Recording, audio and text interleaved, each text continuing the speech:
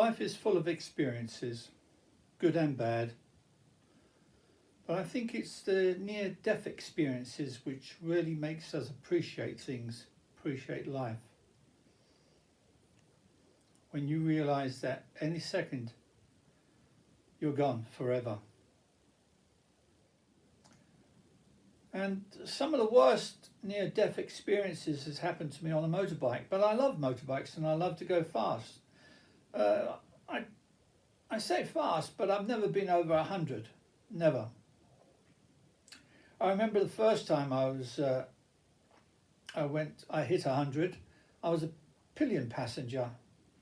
This was in London in the 60s. I was 15, I think, 15 or 16. You know, that age, boys are mad. I was mad.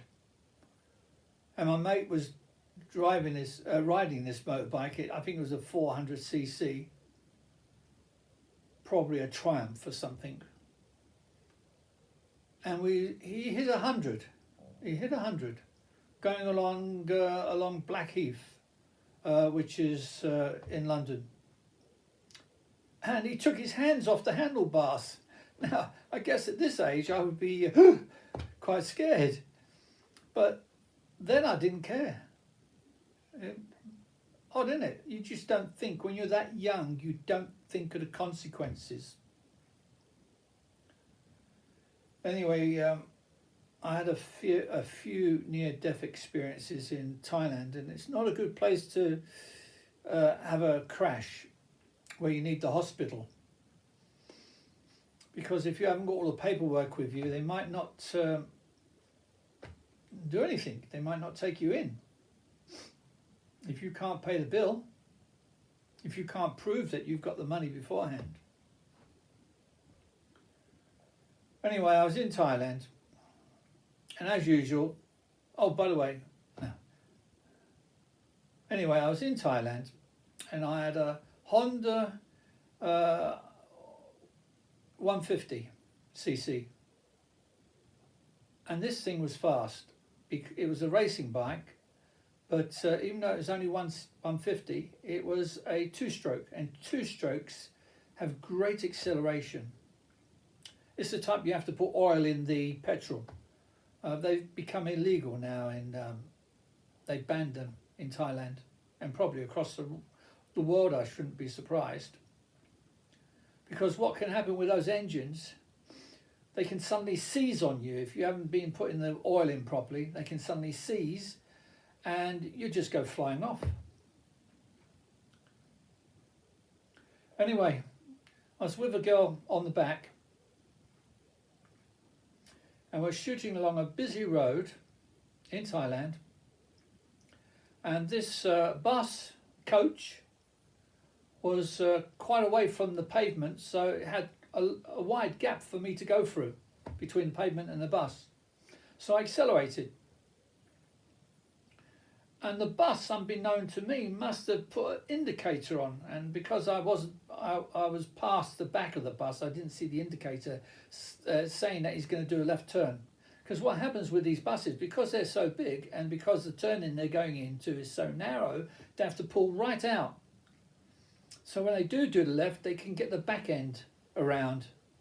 Anyway, next thing I know, this bus is turning left, and I'm only halfway past it. So I had two choices: hit the brakes, and there's no way I could stop at that speed.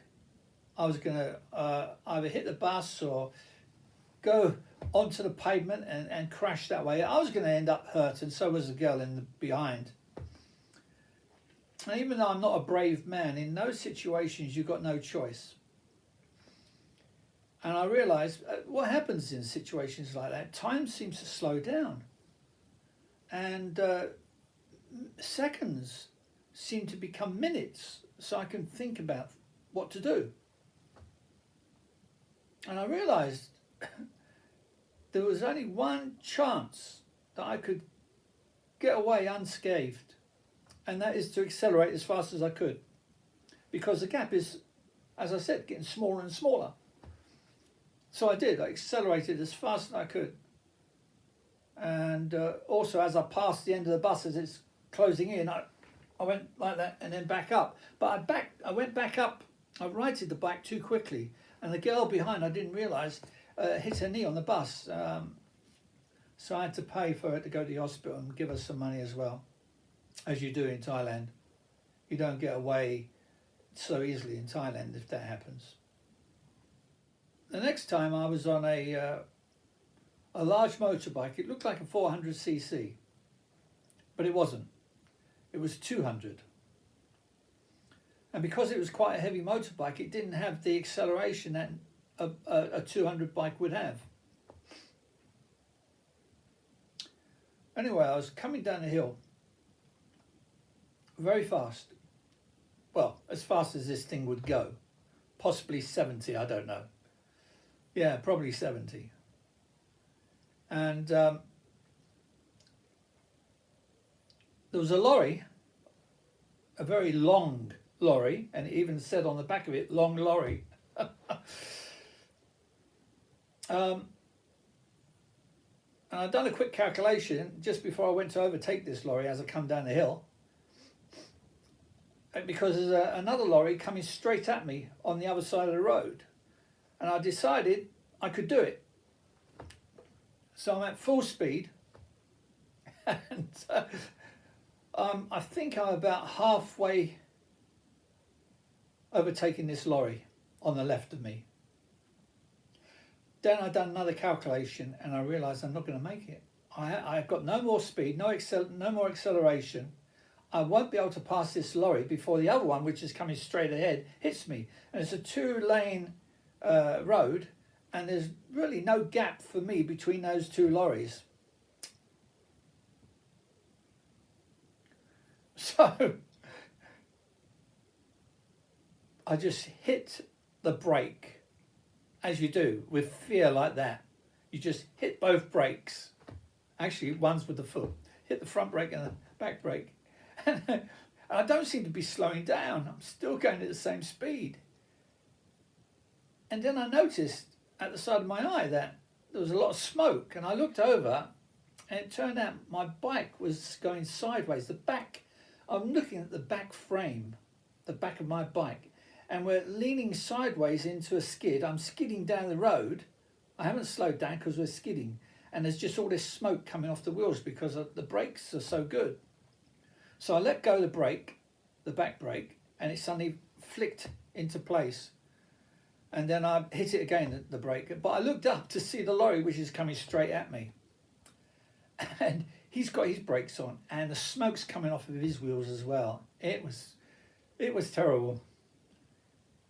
If only I had a faster bike, which I did eventually get one. Well, let's see. The next time was I had a faster bike this time. This bike was really fast.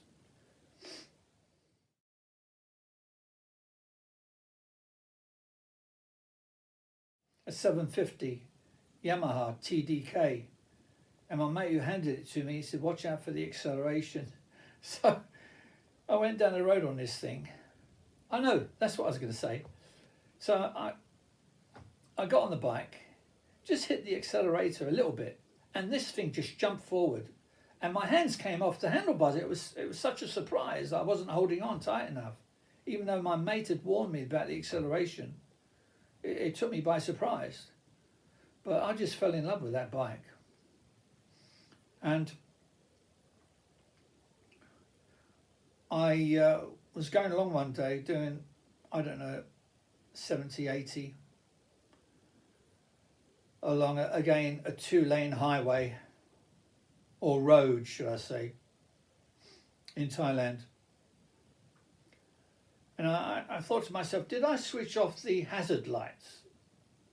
And I didn't really want to slow down and stop. So I leant over. Well, first of all, I looked down the road, right down the road. I couldn't see anything. It was completely empty, so I thought, I'm okay. So as soon as that happened, I looked over, checked to see if my hazard lights were on or not. But I didn't lean forward enough. So I went a second time without looking up the road. I went the second time to have a look, because I knew there wasn't going to be anything there. I looked all the way up the road. There was nothing there. Anyway, as I sat back in the seat, and we're doing about 70 or 80, I look up. I can't believe it. I've got about 3 seconds to live. There is a 4x4 overtaking a lorry. And it's so close to me, this thing coming straight at me, so close. I knew I couldn't go to the left to try and get to the side of the road. I just went straight off the road into the trees and killed myself. And I knew also I couldn't go to the right because the lorry's there. There was only one thing I could do. Again, everything slowed down so I could think about this. I had 2 or 3 seconds to live, and everything slowed down. Virtually came to a standstill, and I decided the only way to do it was to go between the lorry and the 4x4. So I did. I aimed straight for that gap. The gap was a bit tight, but as I aimed for it, the guy in the 4x4 realised what I was up to, and he widened the gap. I went straight through. Now, if another car had came out behind that lorry to overtake, I would have been dead. When I say dead, of course, they would have been picking up pieces of me, because the crash would have been, if I'm doing 70 or 80 and the other guy's doing the same, we're talking about 160 mile an hour crash. There's not going to be much left of me, is there? I realised afterwards what must have happened. The roads, even though they're straight, they undulate. Sometimes, not always. But what must have happened, when I looked up the road, the lorry and the 4x4 were there. I just couldn't see them because they were in the dip of the road. How unlucky can you be? But there again, I was lucky because I didn't crash in the end. But yeah, that was scary. I've had so many near-death experiences in my life. My life doesn't flash before me anymore. I haven't even got time to be afraid quite often. Another time was, I wasn't going fast at all. It was a side street I went into, and there was some work in the road. The workmen weren't there. There was a very deep ditch they dug. Must have been about 15 foot deep, this thing. And it had rebar. Before you pour concrete, you put the rebar in, which is metal bars sticking straight up like spears. And so all these rebars were there. They've been doing some pipe work. And just a reminder, if you like my videos, please give me a thumbs up and hit the subscribe button. Thank you. And I just pulled to the side of this hole in the ground to let the car pass. And I was very close to the edge, and I put my foot down, my left foot. And as I'm waiting for this car to pass, suddenly the edge started crumbling away, and my foot started going. Well, without thinking, I just sort of went on tiptoe with that foot. But then it crumbled away even more. This happened so quick. It was sort of all in one go, the crumbling and me going on tiptoe, and next thing I know, I'm falling to the left. I'm going to go into that hole. Now, if I went into that hole, I'm dead for sure. The rebar would have speared me all over, and the bike would have come on top, which was very heavy, this 750, and that would have crushed me. There would be nothing. They probably wouldn't even realise it was human, which was down there once they pulled the bike off of me. So, again, everything slowed down, and I realised I'm going to die. And I got maybe split second, not even a second, just a split second, because once you've gone too far, that's it, you're gone. And I'm falling over towards this hole in the ground. So I just hit that accelerator. As soon as I hit the accelerator, it just righted itself, the bike. I was okay, my 750. I'll never forget that. Of course, I won't make the same mistake in future. Of course, by this time when I accelerated, the car was already passing me at the time, so there was a gap for me to get through.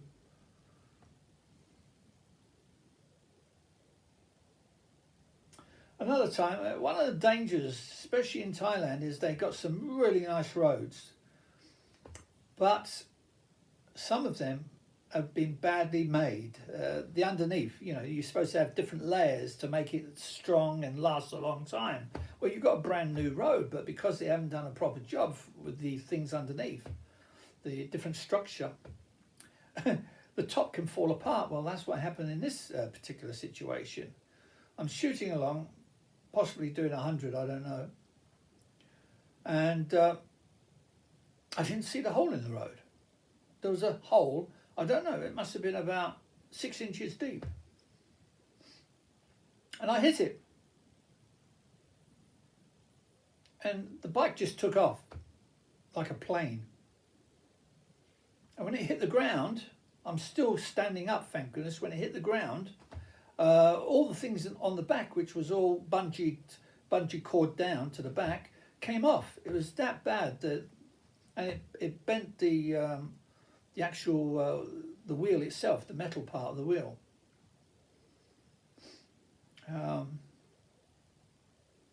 Again, very lucky.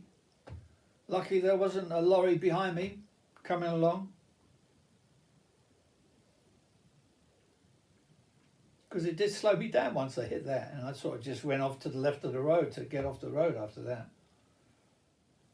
When I was 15, I never driven a scooter or motorbike or anything.